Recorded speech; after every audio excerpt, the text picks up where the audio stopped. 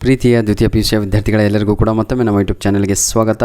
ನೋಡಿ sir, video upload ಮಾಡಲಿಕ್ಕಂತೂ ಭಾಳ ಖುಷಿ ಆಗ್ತಾಯಿದೆ. ಏನೇನು ಕೊಟ್ಟಿದ್ವೋ ಎಲ್ಲದೂ ಕೂಡ ಬಂದಿದೆ ಸರ್. ಪಾರ್ಟ್ ಏನಲ್ಲಂತೂ same as it is, part project oriented question same as it is, ನಿಮ್ಮ 2 ಅಂಕದ ಪ್ರಶ್ನೆ ಏನು ಅಪ್ಲೋಡ್ ಮಾಡಿ ಕೊಟ್ಟಿದ್ನೋ ಅದು ಕೂಡ ಸೇಮ್ ಆ್ಯಸ್ ಇಟ್ ಈಸ್, ಹಾಗೂ 6 ಅಂಕದ ಪ್ರಶ್ನೆಗಳು ಕೂಡ. ಯಾವುದು ಸುಳ್ಳು ಹೇಳ್ತಾ ಇಲ್ಲ, ವಿಡಿಯೋ ಹೋಗಿ ತೆಗೆದು ನೋಡ್ಕೊಳ್ಳಿ ಆಯಿತಾ. ಯಾರೆಲ್ಲ ವಾಚ್ ಮಾಡಿದ್ರು ಅವರೆಲ್ಲ ಖುಷಿಯಾಗಿದ್ದೀರಾ. ಮೊದಲು ತಾವುಗಳು ಮಾಡಬೇಕಾಗಿರೋ ಕೆಲಸ, ನಿಮ್ಮ ಟೋಟಲ್ ಸ್ಕೋರ್ ಎಷ್ಟು 70+, 75+ ಅಥವಾ 80/80 ಅಂತ ಕಳಿಸಿ ಬನ್ನಿ. ಈಗ ಏನಿದು ನೋಡಿ, ನೆನ್ನೆ ಓದೋ ಟೈಮಲ್ಲಿದು ನಾನು ಸ್ಥಾನದರ್ಶಕ ಅಂತ ಓದಕ್ಕೆ ಹೋಗಿ ಸ್ವಲ್ಪ ತಪ್ಪು ಮಾಡ್ತಾಯಿದ್ದೆ. ಆವಾಗ ಕೆಲವರು ನಕ್ಕಿರ್ಬೋದು, ಆದರೆ ಅದೇ ಕ್ವಶನ್ ಬಂದಿದೆ ಆಯಿತಾ. ದರ್ಶಕ ದೃಷ್ಟಿಗುಣ ವಿಶ್ಲೇಷಣೆಯನ್ನು ದೃಷ್ಟಿಗುಣವನ್ನು ಡ್ಯಾಶ್ ಅಂತ ಮೊದಲನೆಯ ಪ್ರಶ್ನೆಗೆ ಅಂಡರ್ಲೈನನ್ನು ಹಾಕಿದ್ದಾರೆ, ಹೌದಲ್ವಾ? ಇದಕ್ಕೆ ಸರಿಯಾದ ಉತ್ತರ ಬಂದು ಪ್ರೀತಿಯ ವಿದ್ಯಾರ್ಥಿಗಳೇ ರ್ಯಾಂಕ್ಸ್ ಅಂದರೆ ಶ್ರೇಣಿಗಳಲ್ಲಿ ವ್ಯಕ್ತಪಡಿಸುತ್ತದೆ ಅಂತ ಇದೆ ಅಲ್ವಾ, ಆಪ್ಷನ್ ಸಿ ಅದೇ ಸರಿಯಾದ ಉತ್ತರ ಕಣ್ರಿ. ಬನ್ನಿ ಈಗ TFCಯು 200 ರೂಪಾಯಿಗಳು ಮತ್ತು TVCಯು 225 ರೂಪಾಯಿಗಳಾಗಿದ್ದು ಒಟ್ಟು ವೆಚ್ಚವನ್ನು ಕಂಡುಹಿಡಿಯಿರಿ ಅಂತ ಇದೆ. ಎರಡೂ ಟೋಟಲ್ ಮಾಡಿದರೆ 425, ಅದೇ ಸರ್ ಆನ್ಸರು. ನಿನ್ನೆ ಸೇಮ್ ಕ್ವಶನ್ ನಿಮಗೆ ಅಪ್ಲೋಡನ್ನು ಮಾಡಿ ಕೊಟ್ಟಿದ್ದೆ. ಕ್ವಶನ್ ನಂಬರ್ 3, ಉತ್ಪಾದನಾಂಗ ವೆಚ್ಚದಲ್ಲಿ ನಿವ್ವಳ ರಾಷ್ಟ್ರೀಯ ಉತ್ಪನ್ನವನ್ನು ಹೀಗೆನ್ನುತ್ತೇವೆ ಅಂತ ಇದೆ. ಮೂರನೆಯ ಪ್ರಶ್ನೆಗೆ ಸರಿಯಾದ ಉತ್ತರ ನ್ಯಾಷನಲ್ ಇನ್ಕಮ್ ಅಂದರೆ ರಾಷ್ಟ್ರೀಯ ಆದಾಯ, ಆಪ್ಷನ್ ಎ ಇದೆ ಅಲ್ವಾ, ಅದೇ ಸರಿಯಾದ ಉತ್ತರ ಆಗಿರುತ್ತೆ.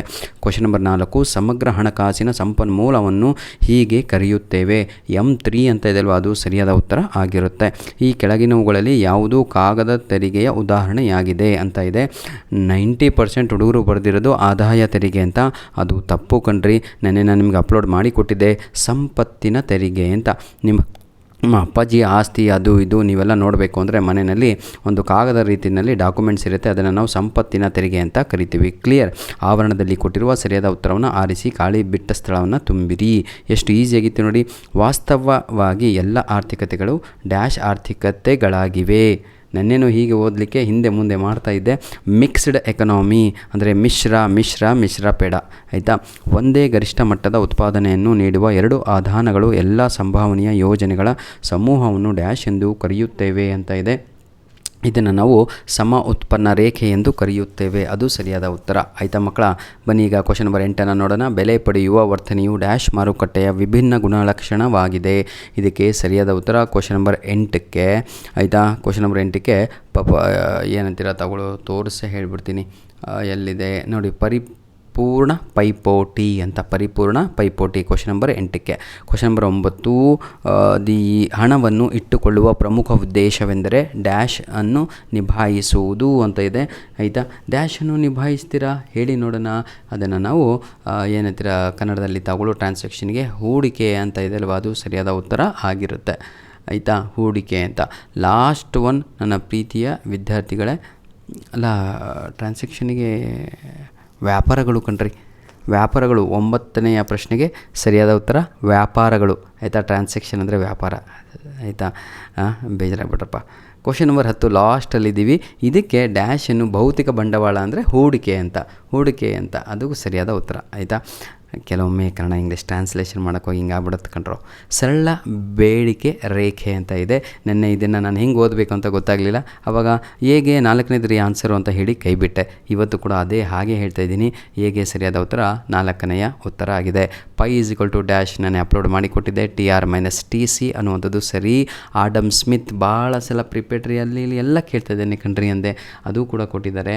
ಆಪರೇಷನ್ ಆಫ್ ಇನ್ವಿಸಿಬಲ್ ಹ್ಯಾಂಡ್ ಅನ್ನುವಂಥದ್ದು 100% ಸರಿಯಾದ ಉತ್ತರ. ಕಾಣದ ಕೈ ಕಾರ್ಯಾಚರಣೆ ಅಂತ. ತಪಶೀಲು ಪಟ್ಟಿ ಅಂತ ಇದೆ. ಇದಕ್ಕೆ ಸರಿಯಾದ ಉತ್ತರ ಸ್ಟಾಕ್ ದಾಸ್ತಾನು ಚಲಕ ಅನ್ನುವಂಥದ್ದು ರೈಟ್ ಆನ್ಸರ್ ಆಗಿರುತ್ತೆ. ನಿರ್ವಹಣಾ ಹೊಂದಾಣಿಕೆ ಅಂತ ಇದೆ, ಹೌದಲ್ವಾ. ಇದನ್ನು ನಾವು ಡರ್ಟಿ ಹೊಂದಾಣಿಕೆ ಅಂತ ಕರಿತೀವಿ. ನಾನು ಅಪ್ಲೋಡನ್ನು ಮಾಡಿಕೊಟ್ಟಿದ್ದೆ ಸರ್ ಇದು ಆಯಿತಾ. ಧನ್ಯವಾದಗಳು ಕೊಂಡ್ರು, ನಿಮ್ಮ ಪ್ರೀತಿಯಿಂದನೇ ಇಷ್ಟೆಲ್ಲ ಆಗ್ತಾ ಇರುವಂಥದ್ದು. ಇಲ್ಲಿ ಲೇಬರ್ ಅಂತ ಕೊಟ್ಟಿಲ್ಲ, ನಾನು ಅದು ಕೂಡ ಅಪ್ಲೋಡ್ ಮಾಡಿಕೊಟ್ಟಿದ್ದೆ, ಅದನ್ನು ಕೂಲಿ ಅಂತ ಕರಿತೀವಿ, ವೇಜಸ್ ಆಯಿತಾ. ನೋಡಿ ಈಗ ಕೆಳಗಿನ ಕೊಟ್ಟಿರುವ ಒಂದು ವಾಕ್ಯ ಅಥವಾ ಪದಗಳಲ್ಲಿ ಉತ್ತರಿಸಿ ಅಂತ ಇದೆ. MRS ಇವೆಲ್ಲ ನೀವು ಬರದೇ ಬರ್ತೀರ 100%. ಮಾರ್ಜಿನಲ್ ರೇಟ್ ಆ್ಯಂಡ್ ಸಬ್ಸ್ಟಿಟ್ಯೂಷನ್ ಅಂತ. ಇದನ್ನು ನಾನು ನಿಮಗೆ ಈಗ ಡೈರೆಕ್ಟಾಗಿ ಕೆಲವೊಂದು ಏನಂತೀರ ತಗೊಳ್ಳೋ ಪ್ರಾಬ್ಲಮ್ ಓರಿಯೆಂಟೆಡ್ ಕ್ವಶನ್ಸ್ ಇತ್ತಲ್ವ, ಅದ್ರ ಕಡೆಗೆ ಹೋಗ್ತಾ ಇದ್ದೀನಿ ಈಗ. ನೋಡ್ರೋ, MPCಯ ಮೌಲ್ಯವು 0.60 ಆದಾಗ MPSನ ಮೌಲ್ಯ ಎಷ್ಟು ಅಂತ ಕೇಳಿದ್ದಾರೆ. ಹಾಗೂ ಹೂಡಿಕೆ ಏನಿದು ಗುಣಕದ ಮೌಲ್ಯವನ್ನು ಲೆಕ್ಕ ಹಾಕಿ ಅಂತ ಇದೆ. ಅಂದರೆ 2 ಪ್ರಶ್ನೆ ಕೇಳಿದರೆ 2 ಮಾರ್ಕ್ಸ್ ಇದೆ. ಹಾಗಿದ್ರೆ ಏನು ಕೊಟ್ಟಿದ್ದಾರೆ, MPC ಕೊಟ್ಟಿದ್ದಾರೆ 0.60 ಅಂತ. ಹಾಗಿದ್ರೆ ಒಂದರಲ್ಲಿ 0.60 ಮೈನಸ್ ಮಾಡಿದರೆ ಎಷ್ಟು ಉಳಿಯುತ್ತೆ, 0.40. ಹಾಗಿದ್ರೆ ಮೊದಲನೆಯ ಪ್ರಶ್ನೆಗೆ ಉತ್ತರ MPS ಈಸ್ ಈಕ್ವಲ್ ಟು 0.40 ಅನ್ನುವಂಥದ್ದು ಸರಿಯಾದ ಉತ್ತರ. 40 ಪೈಸೆ 0.40 ಅಂತ. ಕ್ಲಿಯರ್. ನೆಕ್ಸ್ಟ್, ಹೂಡಿಕೆ ಗುಣದ ಮೌಲ್ಯವನ್ನು ಲೆಕ್ಕ ಹಾಕಿ ಅಂತ ಇದೆ. ಹೂಡಿಕೆ ಗುಣದ ಮೌಲ್ಯವನ್ನು ಹೇಗೆ ಕಂಡುಹಿಡಿತೀರಾ, ಭಾಳ ಈಸಿ ಕಣ್ರಿ, ಏನೂ ಇಲ್ಲ, 1/MPS ಅಂತ. ನೋಡಿ 1/MPS ಅಂದರೆ ಆನ್ಸರ್ ಎಷ್ಟು ಬಂದಿದೆ ನಮಗೆ, 1/0.40 ಅಂತ. ಹಾಗಿದ್ರೆ ಎಲ್ಲ ಕ್ಯಾಲ್ಕುಲೇಷನ್ ಮಾಡಿದಾಗ 2.5 ಅನ್ನುವಂಥದ್ದು ಉತ್ತರ ಬರುತ್ತೆ. 2.5ನೇ ಸರಿಯಾದ ಉತ್ತರ. ಈಗ ಇನ್ನೊಂದು ಪ್ರಶ್ನೆ ಇದೆ, ನಾನು ಅಪ್ಲೋಡ್ ಮಾಡಿ ಕೊಟ್ಟಿದ್ದೆ. ಕ್ವಶನ್ ನಂಬರ್ 28 ಕೂಡ ನಾನು ಅಪ್ಲೋಡ್ ಮಾಡಿ ಕೊಟ್ಟಿದ್ದೆ. ಒಂದು ಅನುಭೋಗಿಯ ಒಂದು ಸೇಬಿನ ಬೆಲೆ 10 ರೂಪಾಯಿಗಳಂತೆ, 25 ಸೇಬು ಖರೀದಿಸಿದ್ದಾಳೆ ಅಂತ ಇದೆ. ಇದನ್ನಿಷ್ಟು ನೀವು ಕರೆಕ್ಟಾಗಿ ಕೂತ್ಕೊಂಡು ಲೆಕ್ಕ ಹಾಕಿದರೆ ಇದೆ ಕಣ್ರೋ, P2 - P1 ಅಂತ ಮಾಡಬೇಕು, ಅಲ್ಲಿ 5 ಅಂತ ಬರುತ್ತೆ. ಆಮೇಲೆ ಇದೆಲ್ಲ ಹಾಕ್ಕೊಂಡು ಮಾಡಿದರೆ -0.56 ಅಂತ ಆನ್ಸರ್ ಬರುತ್ತೆ. ನೆನಪಿರಲಿ, 28ನೆಯ ಪ್ರಶ್ನೆಗೆ ಏನು ಬರುತ್ತೆ, -0.56 ಅಂತ, 0.56 ಅಂತ ಬರುತ್ತೆ. ಇನ್ನೊಂದು ಕ್ವಶನ್ ಇದೆ ಸರ್, ನಾನು ಕೊಟ್ಟಿದ್ದೆ ಸೇಮ್ ಆ್ಯಸ್ ಇಟ್ ಈಸ್ ಹಾಗೆ ಬಂದುಬಿಟ್ಟಿದೆ. ಎಷ್ಟು ಖುಷಿ ಆಗುತ್ತೆ ಅಂದರೆ ನೋಡಿ, ಇಲ್ಲಿದೆ ಯಾವುದು ಕ್ವಶನ್ ನಂಬರು 38. ಏನೂ ಇಲ್ಲ ಕಣ್ರಿ, ನಾನೀಗ ಹೇಳ್ತಾ ಹೋಗ್ತೀನಿ ನೋಡ್ರಿ, ಆಯಿತಾ. ಈ 4,000 ಅಂತ ಕೊಟ್ಟಿದ್ದಾರಲ್ವ GDPದು, ಇದರಲ್ಲಿ ತಗೊಳ್ಳು ಏನು ಮಾಡಬೇಕು ಅಂದರೆ, ಮೊದಲು ಈ 400 ರೂಪಾಯಿ ಇಲ್ಲಿ ಕೊಟ್ಟಿದ್ದಾರಲ್ವ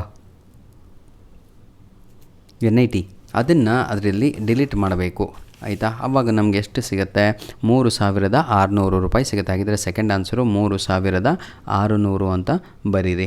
ನಂತರದಲ್ಲಿ ಮತ್ತೆ ಅದೇ 4,000ದಲ್ಲಿ 500 ರೂಪಾಯಿಯನ್ನು ಡಿಲೀಟ್ ಮಾಡಿ, ಆವಾಗ ನಾವು NDP ಬರಿಬೋದು. ಅಲ್ಲಿಗೆ 3,500 ಸೆಕೆಂಡ್ ಬಾಕ್ಸಲ್ಲಿ ಬರಿಬೇಕಾಗತ್ತೆ. ಅರ್ಥ ಆಗುತ್ತೆ ಎಲ್ಲರಿಗೂ.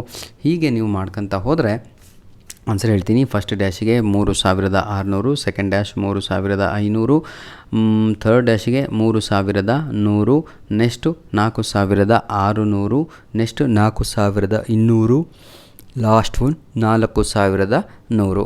ನೋಡಿರಿ ಸರ್, ನನಗೆ ಖುಷಿ ಏನು ಗೊತ್ತಾ, ಕೊಟ್ಟಿರೋ ಕ್ವಶನ್ಸ್ಗಳೇ ಸೇಮ್ ಆ್ಯಸ್ ಇಟ್ ಈಸ್ ಬಂದುಬಿಟ್ಟಿದೆ. 39 ಆಗಿರ್ಬೋದು.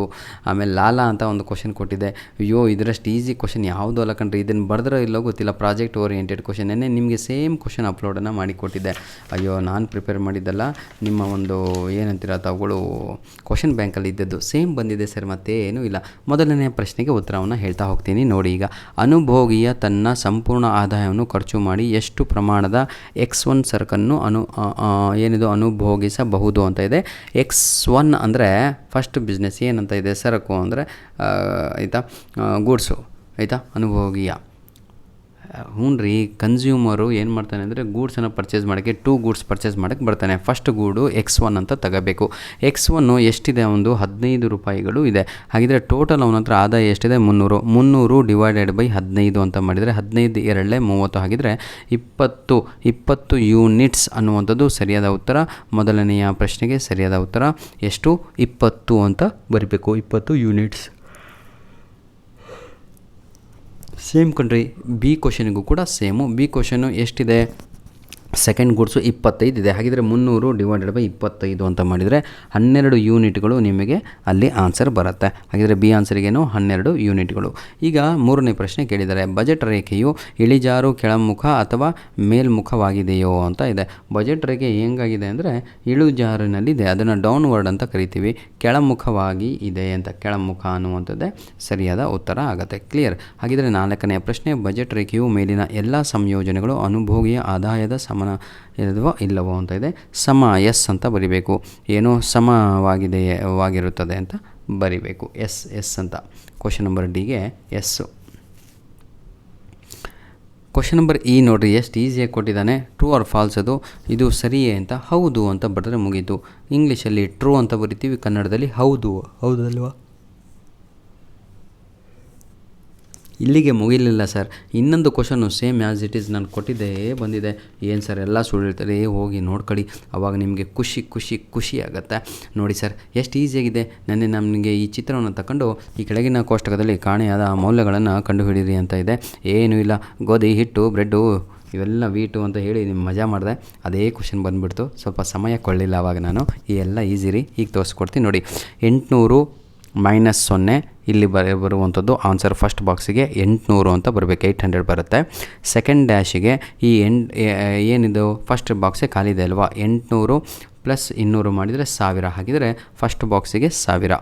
ನೋಡಿ ಫಸ್ಟ್ ಕಾಲಮ್ನಲ್ಲಿ ಆನ್ಸರು ಗೋಧಿ ಡ್ಯಾಶ್ ಇದೆ ಅಲ್ವಾ, ಗೋಧಿ ಜಾಗದಲ್ಲಿ ವ್ಯಾಲ್ಯೂ 800, ಹಿಟ್ಟು ಜಾಗದಲ್ಲಿ 1000 ಹಾಗೂ ಬ್ರೆಡ್ ಜಾಗದಲ್ಲಿ 1200 - 200 ಅಂತ ಮಾಡಿದರೆ 1000 ಬಂತು. ಹಾಗಿದ್ರೆ ಬ್ರೆಡ್ ಖಾಲಿ ಐತಲ್ವ ಆ ಕಾಲಮಲ್ಲಿ 1000 ರೂಪಾಯಿಗಳು. ನೆಕ್ಸ್ಟು ಚಿಲ್ಲರೆ ಅಂಗಡಿ ಅಂತ ಇದೆ, ಇದಕ್ಕೆ ತಾವುಗಳು ಮೈನಸ್ ಮಾಡಬೇಕು. 1200ರಲ್ಲಿ 300 ಮೈನಸ್ ಮಾಡಿದರೆ ಎಷ್ಟು ಬರುತ್ತೆ ಮಕ್ಕಳ, 900 ಅಂತ ಬರುತ್ತೆ. ಈಗ ಇದನ್ನಿಷ್ಟು ಟೋಟಲ್ ಮಾಡಿ ಬರೀಬೇಕು. ಫಸ್ಟ್ ಕಾಲಮಲ್ಲಿ ಏನಿತ್ತು 800, 200, 200, 300 ಎಷ್ಟೆಲ್ಲ ಮಾಡಿದರೆ ಒಟ್ಟು ಮೌಲ್ಯವರ್ಧನೆ GVA ಎಷ್ಟು ಬರುತ್ತೆ ಅಂತ ಹೇಳಿದರೆ 1500 ಬರುತ್ತೆ. ನೋಡಿ ಇಲ್ಲಿ ಫಸ್ಟಿಗೆ 800 ಇದೆ, 800 ಆದಮೇಲೆ 1000, 1200, 1500 ಅಂತ ಬರೆದ್ರೆ ಮುಗಿಯುತ್ತೆ ಸರ್. ಧನ್ಯವಾದಗಳು. ನಿಮ್ಮ ಪ್ರೀತಿ ವಿಶ್ವಾಸ ಸದಾ ನಮ್ಮ ಜೊತೆ ಹೀಗಿರಲಿ ಮಕ್ಕಳೇ.